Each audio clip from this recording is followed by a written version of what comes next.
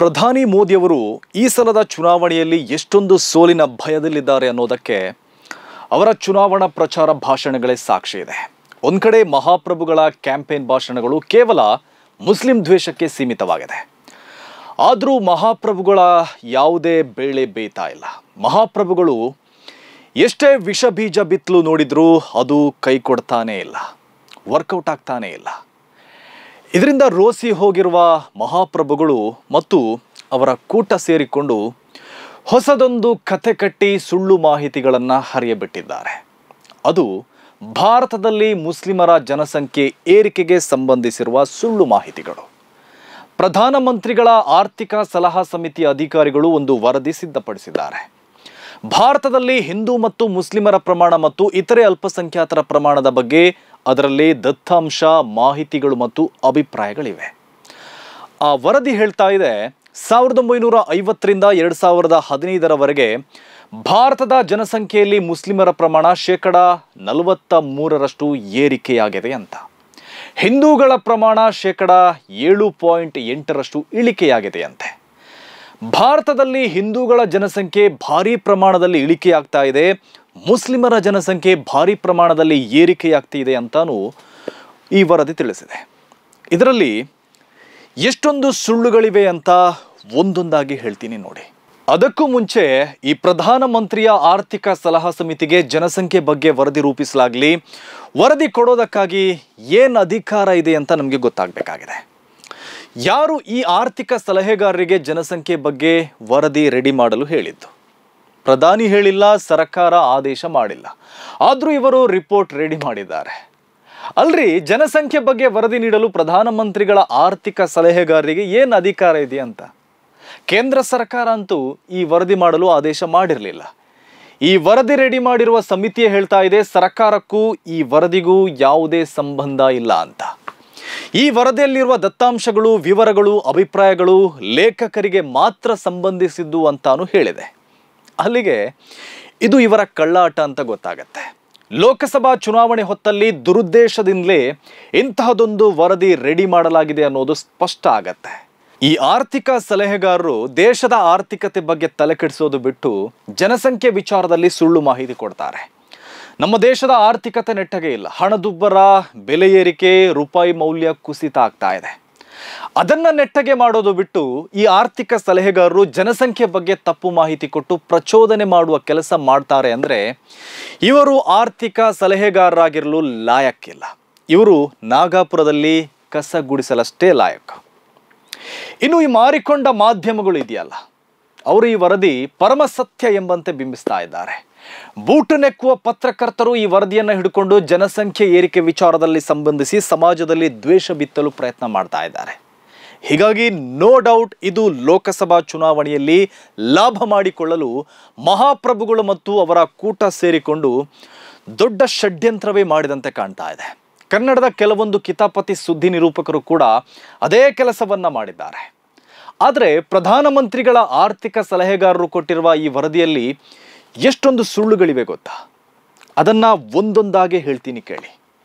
ಈ ವರದಿ ಹೇಳ್ತಾ ಇದೆ, 1950ರಿಂದ 2015ರವರೆಗೆ ಭಾರತದ ಜನಸಂಖ್ಯೆಯಲ್ಲಿ ಮುಸ್ಲಿಮರ ಪ್ರಮಾಣ ಹೆಚ್ಚಾಗಿದೆ, ಹಿಂದೂಗಳ ಪ್ರಮಾಣ ಕಡಿಮೆಯಾಗಿದೆ ಅಂತ. ಆದರೆ 1950ರಲ್ಲಿ ಈ ದೇಶದ ಬಳಿ ಜನಸಂಖ್ಯೆಯ ದತ್ತಾಂಶಗಳೇ ಇರಲಿಲ್ಲ. ಯಾಕೆಂದರೆ ಸ್ವಾತಂತ್ರ್ಯ ಭಾರತದಲ್ಲಿ ಮೊದಲ ಬಾರಿಗೆ ಜನಗಣತಿ ನಡೆದಿದ್ದು 1951ರಲ್ಲಿ. ಅದಕ್ಕೂ ಮುಂಚೆ ಆಗಿದ್ದು ಬ್ರಿಟಿಷ್ ಇಂಡಿಯಾದಲ್ಲಿ. ಅದರ ಲೆಕ್ಕವನ್ನು ನಾವು ಪರಿಗಣಿಸೋಕೆ ಆಗಲ್ಲ, ಯಾಕೆಂದರೆ ಅದರಲ್ಲಿ ಅಂದಿನ ಪಾಕಿಸ್ತಾನ, ಬಾಂಗ್ಲಾದೇಶ ಎಲ್ಲ ಬರುತ್ತೆ. ಹೀಗಾಗಿ ಭಾರತದ ಮೊದಲ ಜನಗಣತಿ 1951ರ ಜನಗಣತಿ, ನೆಹರು ಸರ್ಕಾರ ಮಾಡಿದ್ದ ಜನಗಣತಿ. ಇನ್ನು 2015ರವರೆಗಿನ ದತ್ತಾಂಶ ಇವರಿಗೆ ಹೇಗೆ ಸಿಕ್ಕಿತೋ ಗೊತ್ತಿಲ್ಲ. ಯಾಕೆಂದರೆ ಈ ದೇಶದಲ್ಲಿ ಕೊನೆಯದಾಗಿ ಜನಗಣತಿ ನಡೆದಿರುವುದು 2011ರಲ್ಲಿ. ಬಳಿಕ 2021ರಲ್ಲಿ ಜನಗಣತಿ ನಡೆಯಬೇಕಾಗಿತ್ತು. ಪ್ರತಿ 10 ವರ್ಷಗಳಿಗೊಮ್ಮೆ ಜನಗಣತಿ ನಡೆಯಬೇಕು. ಆದರೆ 2021ರಲ್ಲಿ ಜನಗಣತಿ ನಡೆದಿಲ್ಲ. ಮೋದಿ ಸರ್ಕಾರ ಅದನ್ನು ಮುಂದೂಡ್ತಾನೆ ಬಂದಿದೆ. ಆದರೆ ಈ ವರದಿ 2015ರವರೆಗಿನ ಲೆಕ್ಕ ಕೊಟ್ಟಿದೆ. ಇವರ ವರದಿ ಪಾರದರ್ಶಕವಾಗಿದ್ದರೆ ಇವರು 1951ರಿಂದ 2011ರವರೆಗಿನ ದತ್ತಾಂಶಗಳ ಆಧಾರದಲ್ಲಿ ವರದಿ ಸಿದ್ಧಪಡಿಸಬೇಕಾಗಿತ್ತು. ಆದರೆ ಇವರು 1950ರಿಂದ 2015ರವರೆಗಿನ ಲೆಕ್ಕ ಕೊಟ್ಟಿದ್ದಾರೆ. ಈ ವರದಿ ಹೇಳಿದೆ 1951ರಲ್ಲಿ ಹಿಂದೂಗಳ ಪ್ರಮಾಣ 84.6 ಅಂತ. ಇದು ಕೂಡ ತಪ್ಪು ಮಾಹಿತಿ. 1951ರಲ್ಲಿ ಹಿಂದೂಗಳ ಪ್ರಮಾಣ 84.1 ಇದ್ದಿತ್ತು. ಈಗ ಹಿಂದೂಗಳ ಪ್ರಮಾಣ 78.06ಕ್ಕೆ ಇಳಿಕೆಯಾಗಿದೆ ಅಂತ ವರದಿ ಹೇಳಿದೆ. ಇದು ಕೂಡ ತಪ್ಪಾದ ಮಾಹಿತಿ. ಯಾಕಂದರೆ 2011ರ ಜನಗಣತಿಯ ಪ್ರಕಾರ ಹಿಂದೂಗಳ ಪ್ರಮಾಣ 79.80 ಅಂದರೆ ಹಿಂದೂಗಳ ಪ್ರಮಾಣ 4.3ರಷ್ಟು ಇಳಿಕೆಯಾಗಿದೆ. ಆದರೆ ಈ ವರದಿ ಹೇಳ್ತಾ ಇದೆ ಹಿಂದೂಗಳ ಪ್ರಮಾಣ 7.8ರಷ್ಟು ಇಳಿಕೆಯಾಗಿದೆ ಅಂತ. 4% ಇಳಿಕೆಯಾಗಿದ್ದನ್ನು 7.75% ಇಳಿಕೆಯಾಗಿದೆ ಎಂದು ಸುಳ್ಳು ಹೇಳ್ತಾ ಇದ್ದಾರೆ. ನಿಜಕ್ಕೂ ಇದು ತಪ್ಪಾದ ಮಾಹಿತಿ. ಈಗ ಅಂತರ್ಜಾಲದಲ್ಲೇ ಎಲ್ಲ ಮಾಹಿತಿಗಳಿವೆ, ಯಾರಿಗೆ ಬೇಕಾದರೂ ಇದನ್ನು ಕ್ರಾಸ್ ಚೆಕ್ ಮಾಡಬಹುದು. ಹೌದು, ಭಾರತದಲ್ಲಿ ಮುಸ್ಲಿಮರ ಪ್ರಮಾಣ ಏರಿಕೆಯಾಗಿರೋದು ನಿಜ. 1951ರಲ್ಲಿ ಭಾರತದಲ್ಲಿ ಮುಸ್ಲಿಮರ ಪ್ರಮಾಣ 9.8 ಇತ್ತು. ಅದು 2011ರಲ್ಲಿ 14.23ಕ್ಕೆ ಏರಿಕೆಯಾಗಿದೆ. ಅಂದರೆ ಈ 60 ವರ್ಷಗಳಲ್ಲಿ ಭಾರತದ ಮುಸ್ಲಿಮರ ಜನಸಂಖ್ಯೆ 4.43ರಷ್ಟು ಏರಿಕೆಯಾಗಿದೆ. ಆದರೆ ಭಾರತದಲ್ಲಿ ಮುಸ್ಲಿಮರ ಜನಸಂಖ್ಯೆ 10 ವರ್ಷಕ್ಕೆ 1% ಪ್ರಮಾಣದಲ್ಲೂ ಹೆಚ್ಚಾಗಿಲ್ಲ ಅನ್ನೋದು ಭಾರತ ಸರ್ಕಾರದ ಅಧಿಕೃತ ಅಂಕಿಅಂಶಗಳಲ್ಲೇ ಗೊತ್ತಾಗುತ್ತೆ. 1951ರಲ್ಲಿ ಮುಸ್ಲಿಮರ ಪ್ರಮಾಣ 9.8ರಷ್ಟಿತ್ತು. 1961ರಲ್ಲಿ ಅದು 10.69 ಆಯಿತು. 1971ರಲ್ಲಿ ಅದು 11.21 ಆಯಿತು. 1981ರಲ್ಲಿ 11.75 ಆಯಿತು. 1991ರಲ್ಲಿ 12.6ಕ್ಕೇರಿತ್ತು. 2001ರಲ್ಲಿ 13.43ಕ್ಕೇರಿತ್ತು. 2011ರಲ್ಲಿ 14.23 ಆಯಿತು. 60 ವರ್ಷಗಳಲ್ಲಿ ವಾಸ್ತವ ಹೀಗಿರುವಾಗ ಇವರು ಭಾರತದಲ್ಲಿ ಭಾರಿ ಪ್ರಮಾಣದಲ್ಲಿ ಮುಸ್ಲಿಮರ ಜನಸಂಖ್ಯೆ ಏರಿಕೆ ಅಂತ ದಾರಿ ತಪ್ಪಿಸುವ ಕೆಲಸ ಮಾಡ್ತಾ ಇದ್ದಾರೆ.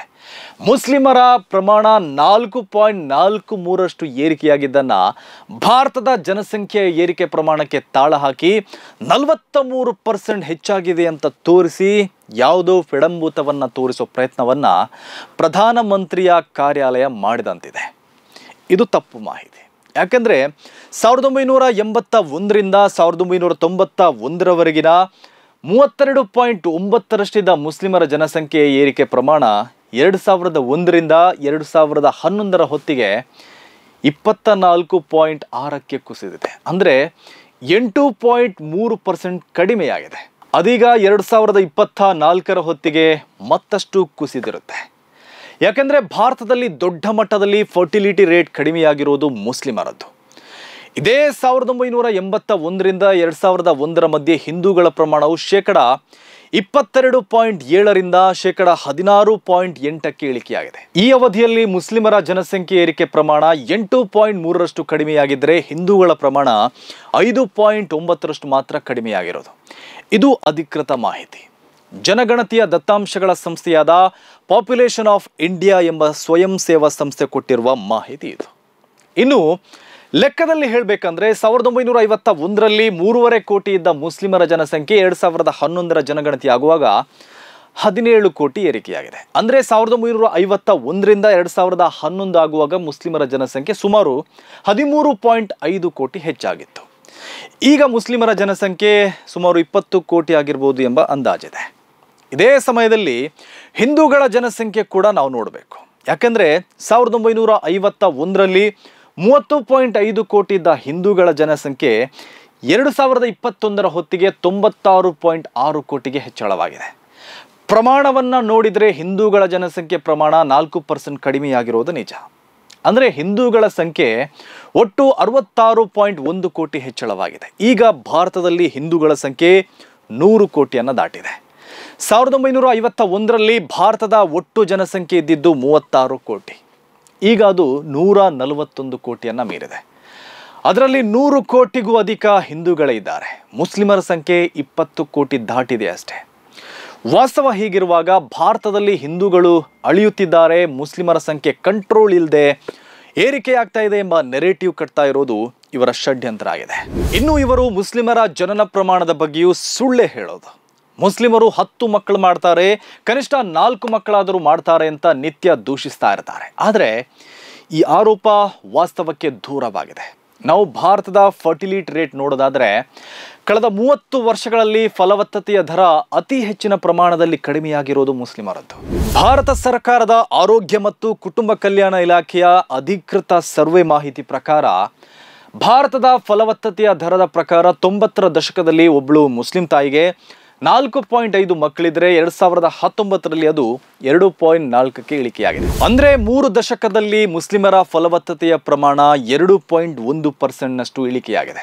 ಇಷ್ಟು ಪ್ರಮಾಣದಲ್ಲಿ ಬೇರೆ ಯಾವ ಸಮುದಾಯದ ಫರ್ಟಿಲಿಟಿ ರೇಟ್ ಭಾರತದಲ್ಲಿ ಇಳಿಕೆಯಾಗಿಲ್ಲ.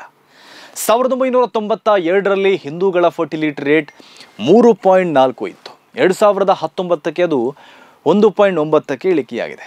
ಅಂದರೆ ಮುಸ್ಲಿಮರ ಫಲವತ್ತತೆ ಪ್ರಮಾಣ 2.1ರಷ್ಟು ಇಳಿಕೆಯಾಗಿರುವಾಗ ಹಿಂದೂಗಳ ಇಳಿಕೆ ದರ 1.5ರಷ್ಟು ಮಾತ್ರ ಇಳಿಕೆಯಾಗಿರೋದು. 2005-2006ರಲ್ಲಿ ಮುಸ್ಲಿಮರ ಫರ್ಟಿಲಿಟಿ ರೇಟ್ 3.4 ಇತ್ತು. 2001ರಲ್ಲಿ ಅದು 2.7ಕ್ಕೆ ಇಳಿಕೆಯಾಗಿತ್ತು. 2019ರಲ್ಲಿ ಅದು 2.4ಕ್ಕೆ ಇಳಿಕೆಯಾಗಿದೆ. ಅಂದರೆ 1.5 ದಶಕದಲ್ಲಿ 1% ಇಳಿಕೆಯಾಗಿದೆ.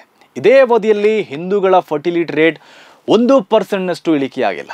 ಅದು 0.7ರಷ್ಟೇ ಇಳಿಕೆಯಾಗಿರೋದು. ಸದ್ಯ ಭಾರತದಲ್ಲಿ ಒಬ್ಬಳು ತಾಯಿಗೆ 2.3 ಮಕ್ಕಳು ಹುಟ್ಟುತ್ತಾರೆ. ಅದರಲ್ಲಿ 2021ರ ಮಾಹಿತಿ ಪ್ರಕಾರ ಒಬ್ಬಳು ಹಿಂದೂ ತಾಯಿಗೆ ಹುಟ್ಟೋ ಮಕ್ಕಳ ಸಂಖ್ಯೆ 1.9ರಷ್ಟಿದೆ. ಮುಸ್ಲಿಂ ತಾಯಿಗೆ 2.4 ಮಕ್ಕಳಾಗತ್ತೆ. ಇಲ್ಲಿ ಭಾರತದ ಒಟ್ಟಾರೆ ಜನನ ಪ್ರಮಾಣ ಮತ್ತು ಮುಸ್ಲಿಮರ ಜನನ ಪ್ರಮಾಣ ಸೇಮ್ ಇದೆ. ಇದೆಲ್ಲವೂ ಕೇಂದ್ರ ಸರ್ಕಾರದ ಆರೋಗ್ಯ ಮತ್ತು ಕುಟುಂಬ ಕಲ್ಯಾಣ ಇಲಾಖೆಯ ಸರ್ವೆ ಕೊಟ್ಟಿರುವ ಅಧಿಕೃತ ಮಾಹಿತಿ. ವಾಸ್ತವ ಹೀಗಿರುವಾಗ ಸಂಘ ಪರಿವಾರದ ಮತಿಗೇಡಿಗಳು ಹೇಳುವ ಹಾಗೆ ಮುಸ್ಲಿಮರಿಗೆ 10 ಮಕ್ಕಳು ಇರೋದಿಲ್ಲ. ಆ ಕಾಲ ಹೋಗಿ ಎಷ್ಟೋ ವರ್ಷಗಳಾಯಿತು. ಆವಾಗ ಭಾರತದ ಫರ್ಟಿಲಿಟಿ ರೇಟ್ ಕೂಡ ಹೆಚ್ಚಿತ್ತು. ಮುಸ್ಲಿಮರ ಫರ್ಟಿಲಿಟಿ ರೇಟ್ ಕೂಡ ಅದಕ್ಕೆ ಸಮಾನವಾಗಿತ್ತು. ಈಗ ನೋಡಿದರೆ ಇಡೀ ದೇಶದಲ್ಲಿ ಫಲವತ್ತತೆಯ ಪ್ರಮಾಣ ಅತಿ ವೇಗದಲ್ಲಿ ಕುಸಿತಾ ಇರೋದು ಮುಸ್ಲಿಮರದ್ದೇ ಆಗಿದೆ. ಬೇರೆಲ್ಲ ಸಮುದಾಯಗಳಿಗಿಂತ ಮುಸ್ಲಿಮರ ಫರ್ಟಿಲಿಟಿ ರೇಟ್ ಕುಸಿತಾನೆ ಇದ್ದು ಕೆಲವೇ ವರ್ಷಗಳಲ್ಲಿ ಅದು 2% ಒಳಗೆ ಬಂದು ನಿಲ್ಬಹುದು. ಒಂದು ಸಮುದಾಯದ ಫಲವತ್ತತೆಯ ಪ್ರಮಾಣ ಕಡಿಮೆಯಾದರೆ ಅದು ನಿಜಕ್ಕೂ ಅಪಾಯದ ಸಂಕೇತ. ಆ ಸಮುದಾಯಗಳು ನಶಿಸುತ್ತಾ ಹೋಗ್ಬೋದು. ಜೊತೆಗೆ ವಯಸ್ಸಾದವರ ಸಂಖ್ಯೆ ಹೆಚ್ಚಾಗ್ತಾ ಯುವ ಭಾರತದ ಶಕ್ತಿಯು ಕಡಿಮೆಯಾಗತ್ತೆ. ಈ ವಾಸ್ತವಗಳ ಬಗ್ಗೆ ಬೆಳಕು ಚೆಲ್ಲೋದು ಬಿಟ್ಟು ಇವರು ಸುಳ್ಳು ಹೇಳುತ್ತಾ ತಪ್ಪು ಮಾಹಿತಿಗಳನ್ನು ಕೊಡ್ತಾ ತಮ್ಮ ರಾಜಕೀಯ ಬೇಳೆ ಬೇಯಿಸ್ತಾ ಇದ್ದಾರೆ. ಅದಕ್ಕೆ ತಕ್ಕಂತೆ ತಲೆಯಲ್ಲಿ ಸಗಣಿ ತುಂಬಿಸಿಕೊಂಡಿರುವ ಒಂದಿಷ್ಟು ಸುದ್ದಿ ನಿರೂಪಕರು ಮಸಾಲೆ ಹಾಕಿ ಜನರನ್ನ ದಿಕ್ಕು ತಪ್ಪಿಸುವ ಕೆಲಸ ಮಾಡ್ತಾ ಇದ್ದಾರೆ. ಆದರೆ ಜನರು ಜಾಗೃತರಾಗಿರಬೇಕು. ಇದು ಮಾಹಿತಿಗಳ ಕಾಲ. ಯಾವ ಮಾಹಿತಿ ಬೇಕೋ ನಿಮ್ಮ ಬೆರಳ ತುದಿಯಲ್ಲೇ ಸಿಗುತ್ತೆ. ಹೀಗಾಗಿ ಎಲ್ಲರೂ ವಾಸ್ತವಗಳನ್ನು ಅರಿತುಕೊಳ್ಬೇಕು. ಇವರ ಪ್ರೊಪಗಂಡಗಳಿಗೆ ಬಲಿಯಾಗಬಾರ್ದು. ಇವರ ಷಡ್ಯಂತ್ರ ಹೇಗಿದೆ ಅಂದರೆ, ಈ ವರದಿಯಲ್ಲಿ ಪ್ರಧಾನಿಯ ಆರ್ಥಿಕ ಸಲಹೆಗಾರರು ಅಭಿಪ್ರಾಯಪಟ್ಟಿರುವಂತೆ ಧಾರ್ಮಿಕ ಅಲ್ಪಸಂಖ್ಯಾತರು ಅಂದರೆ ಮುಸ್ಲಿಮರಿಗೆ ಸರ್ಕಾರ ವಿಶೇಷ ಹಕ್ಕುಗಳು ಮತ್ತು ರಕ್ಷಣೆಯನ್ನು ನೀಡುವ ಕಾರಣಕ್ಕೆ ಅವರ ಜನಸಂಖ್ಯೆ ಪ್ರಮಾಣ ಹೆಚ್ಚಾಗ್ತಾ ಇದೆ ಎಂದು ಕಳವಳ ವ್ಯಕ್ತಪಡಿಸಿದೆ. ಆದರೆ ಆ ವಿಶೇಷ ಹಕ್ಕುಗಳು ಮತ್ತು ರಕ್ಷಣೆ ಯಾವುದು ಅಂತ ವರದಿ ಬಿಡಿಸಿ ಹೇಳಿಲ್ಲ. ಆ ವಿಶೇಷ ಹಕ್ಕು ರಕ್ಷಣೆ ಯಾವುದು, ಅದು ಹೇಗೆ ಜನಸಂಖ್ಯೆಯನ್ನು ಹೆಚ್ಚಳ ಮಾಡಿತು ಅಂತ ಇವರು ವಿವರಿಸಬೇಕಿತ್ತಲ್ಲ. ಆದರೆ ಅವರು ಅದನ್ನು ಹೇಳಿಲ್ಲ. ಅಂತಹದೊಂದು ಇದ್ರೆ ಅಲ್ವಾ ಹೇಳೋದು. ಇಲ್ಲಿ ಮುಸ್ಲಿಮರಿಗೆ ಏನಾದರೂ ವಿಶೇಷ ಹಕ್ಕುಗಳು ರಕ್ಷಣೆಗಳು ಇದೆಯಾ? ಮುಸ್ಲಿಮರಿಗೆ ಎಷ್ಟು ಬೇಕಾದರೂ ಮಕ್ಕಳು ಮಾಡಬಹುದು, ಹಿಂದೂಗಳು ಮಾಡುವಂತಿಲ್ಲ ಎಂಬ ಕಾನೂನೇನಾದರೂ ಈ ದೇಶದಲ್ಲಿ ಇದೆಯಾ? ಇಲ್ಲೊಂದು ಸತ್ಯ ಅರ್ಥ ಆಗುತ್ತೆ. ಅದೇನೆಂದರೆ, ಈ ವರದಿ ಯಾವುದೇ ಅಧ್ಯಯನದಡಿ ನಡೆದಿಲ್ಲ. ಬದಲಾಗಿ ಮೋದಿಯವರ ದ್ವೇಷ ಭಾಷಣಕ್ಕೆ ಪೂರಕವಾಗಿ ನಾಗಾಪುರದ ಹುತ್ತದಲ್ಲಿ ಈ ವರದಿ ರೆಡಿಯಾದಂತಿದೆ.